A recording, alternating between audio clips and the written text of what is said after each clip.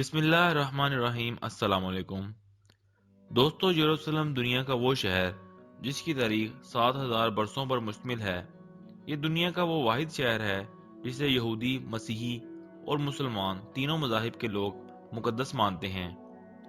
یہودیوں کے مطابق یہ وہ جگہ ہے جہاں کائنات کی شروعات ہوئی۔ مسیحی سمجھتے ہیں کہ یہاں پر حضرت عیسیٰ علیہ السلام کو صلیب پر لٹکایا گیا، جبکہ مسلمانوں کے عقائد کے مطابق حضور صلی اللہ علیہ وآلہ وسلم نے معراج پر جانے سے پہلے مسجد اقصی میں تمام انبیاء کی امامت کی، جو کہ مسلمانوں کا قبلہ اول بھی ہے۔ اس شہر کی 7,000 سالہ تاریخ خون کی ندیوں سے پر ہے۔ اس سے پہلے آپ سے درخواست ہے کہ تاریخی اور معلوماتی ویڈیوز کے لیے ہمارا چینل ضرور سبسکرائب کریں۔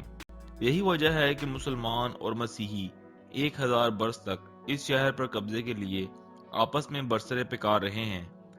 مسلمانوں نے سب سے پہلے حضرت عمر فاروق کے دور خلافت میں بازنطینیوں کو شکست دے کر اس شہر پر قبضہ کیا تھا۔ اس شکست نے عیسائی دنیا میں سانحے کی حیثیت اختیار کر لی۔ 1099 عیسوی میں عیسائی بادشاہوں نے پادریوں کی اپیل پر مشترکہ فوج سے یروشلم پر حملہ کر دیا۔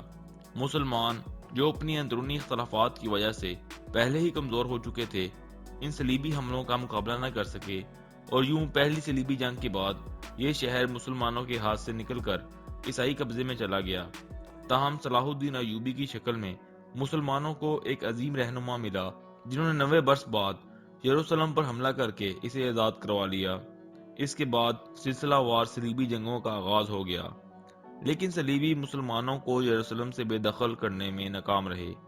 البتہ 1229 عیسوی میں مملوک حکمران الکامل نے بغیر لڑے یہ شہر عیسائی بادشاہ فیڈرک کے حوالے کر دیا، لیکن صرف 15 سال بعد مسلمانوں نے دوبارہ اسے عیسائی قبضے سے آزاد کروا لیا۔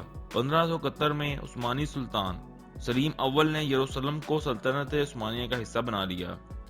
یروشلم 1917 تک سلطنت عثمانیہ کا حصہ رہا۔ سلطنت عثمانیہ کے خلاف پے در پے سازشوں سے سلطنت کا نظام بہت کمزور ہو چکا تھا، جس کے بعد برطانوی فوج نے 11 دسمبر 1917 کو یروشلم پر قبضہ کر لیا۔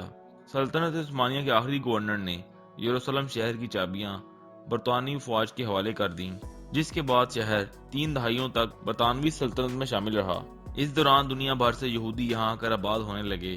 آخر 1947 میں اقوام متحدہ نے اس شہر کو 2 حصوں میں تقسیم کر دیا، جس میں مشرقی حصہ فلسطینیوں اور مغربی حصہ یہودیوں کے حوالے کر دیا گیا۔ اس سے اگلے برس اسرائیل نے آزادی کا اعلان کر دیا۔ عرب ممالک کے لیے یہ بات ناقابل قبول تھی۔